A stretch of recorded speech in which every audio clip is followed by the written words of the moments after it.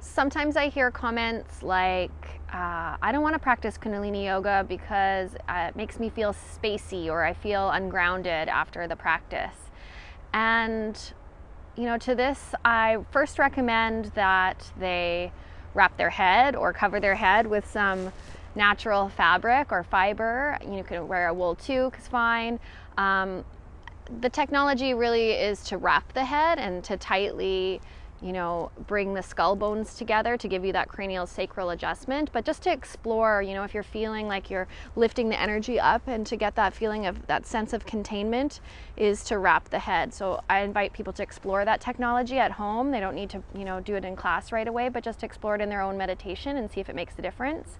Another thing I recommend in the practice is to engage mul bond. So that's the root lock, right? Our connection to the earth. When our root is balanced, we feel safe, we feel stable. We can stay inside of this physical vessel, our bodies, without, you know, escaping. And so to practice mul bond, you just squeeze the muscles of the anus sphincter, pelvic floor lifting up, and the navel pressing towards the spine. And what this does is it allows the energy to move up, the energy of prana, the pranic energy, to move up, and the apana to circulate down, right? Our eliminating energy, they blend at the navel. So as you bring the navel to the spine, then you circulate both energies, distributing through your body evenly. And all yogic practices are essentially to raise the Kundalini, to allow this creative potential that lives in us as humans, that's located at the base of the spine. So all of the yogic practice are meant to raise the Kundalini, right? And with that, it's not just meant to raise and then be gone, right? There is that oppositional energy of embodiment that we're really passionate about sharing at the Dharma temple with, you know, our earth-based practices, yoga asana being one of them, right? You are a piece of earth, you are not separate from the earth. And so having an earth-based practice to really ground you is important. And the postures are meant to do that, and using mul bond is meant to do that.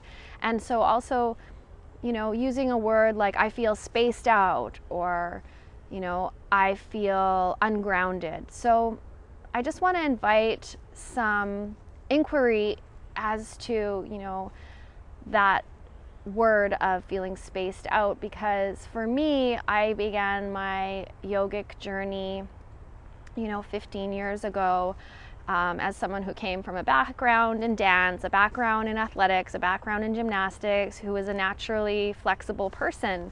And so when I first came to yoga asana, I really loved it. I was able to do a lot.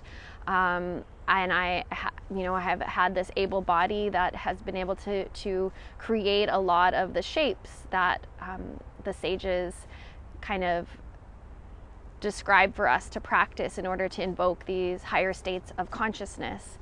So, but not everyone has that Dharma, and not everyone has that experience. But I feel like if you are someone who's practicing yoga asana and, you know, are in a flexible body, oftentimes then we're not dealing with the mind because it's easy. You know, the poses are easy for some, you know, and if that's the case, then I'll invite you to really look at, if you're practicing Kundalini Yoga and using terminology like I feel spaced out, is to connect to that. Well, what is it? It's space, right? And that is your vastness. And this may be a new experience for you, a new experience that you can really bring back down into the body to open the heart, and then act from that place of heart, heart-centered, compassionate action, which is the goal of yoga, right? To treat all beings as one, you know, to uplift one another as you would yourself.